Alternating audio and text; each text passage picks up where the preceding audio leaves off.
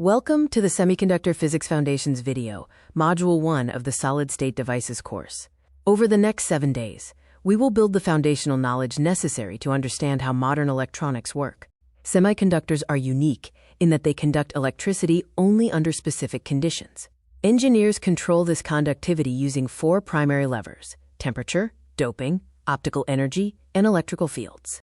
At the atomic level, silicon atoms, each with 4 valence electrons, form a stable crystal lattice. They achieve stability by sharing these electrons with neighbors, creating strong covalent bonds.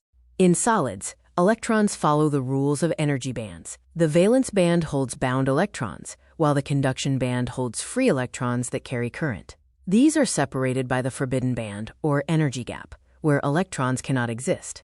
The size of the energy gap defines the material. Insulators have a wide gap, requiring massive energy. Conductors have overlapping bands, allowing immediate free movement. Semiconductors have a narrow gap, requiring only moderate energy to cross.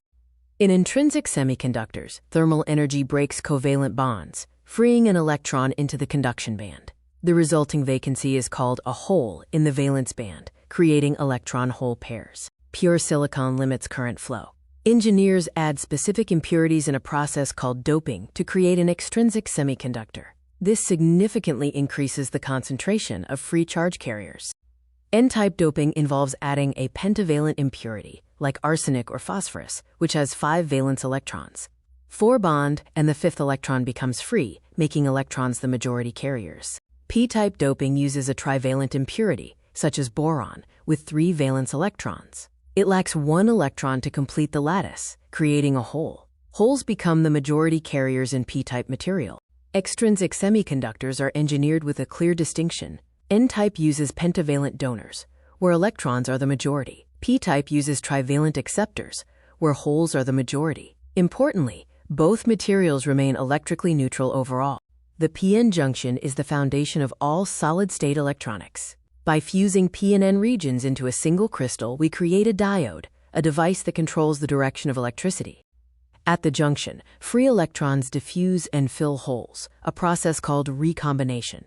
This leaves behind immobile charged ions, creating an electrostatic field and forming the depletion region, which is depleted of free charge carriers. Carrier transport happens through 2 mechanisms. First, drift current is caused by an external electric field, forcing carriers to move in a specific direction. This is Ohm's law at a microscale.